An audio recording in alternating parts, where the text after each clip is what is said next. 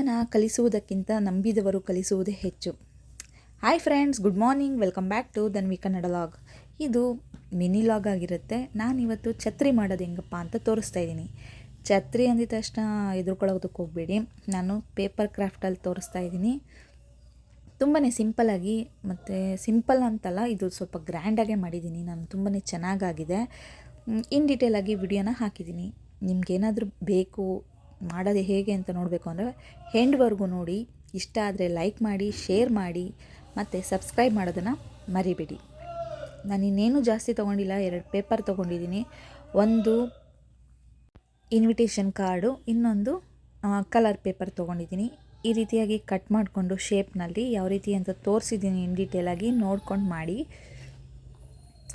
ಮತ್ತು ಈ ರೀತಿಯಾಗಿ ನಾನು ಸ್ಟಿಕ್ ಮಾಡ್ಕೊಂಡಿದ್ದೀನಿ. ಎರಡೂ ಒಂದ್ರ ಮೇಲೆ ಒಂದು ಈ ರೀತಿಯಾಗಿ ಸ್ಟಿಕ್ ಮಾಡಿಕೊಂಡು ಒಂದು ಕಡ್ಡಿ ತೊಗೊಂಡಿದ್ದೀನಿ. ಆ ಕಡ್ಡಿಗೆ ನಾನು ಫುಲ್ಲು ಫೆವಿಕಲ್ ಹಾಕ್ಕೊಂಡು ಪೇಪರ್ಗೆ ಅದನ್ನು ರ್ಯಾಪ್ ಮಾಡ್ತಾಯಿದ್ದೀನಿ.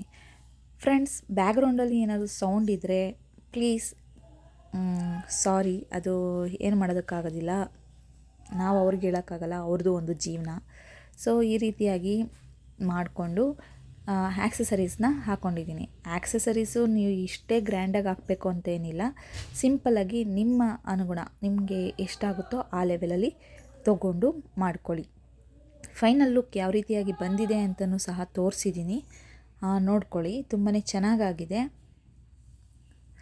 ನಿಮಗೆ ಏನಾದರೂ ಸಿಂಪಲಾಗಿ ಬೇಕು ಅಂದ್ರೂ ಸಹ ನನಗೆ ಕಮೆಂಟ್ ಮುಖಾಂತರ ತಿಳಿಸಿ, ಯಾವ ರೀತಿಯಾಗಿ ಮಾಡೋದು ಅಂತಲೂ ಸಹ ಇನ್ ಡೀಟೇಲಾಗಿ ನಾನು ಅದನ್ನು ಸಹ ಮಾಡಿ ತೋರಿಸ್ತೀನಿ. ಸೊ ಫ್ರೆಂಡ್ಸ್, ಈ ರೀತಿ ಆಗಿತ್ತು. ಅಂಬ್ರೆಲಾ ಮಾಡೋದು ಯಾವ ರೀತಿ ಅಂತಲೂ ಸಹ ತೋರಿಸಿದ್ದೀನಿ.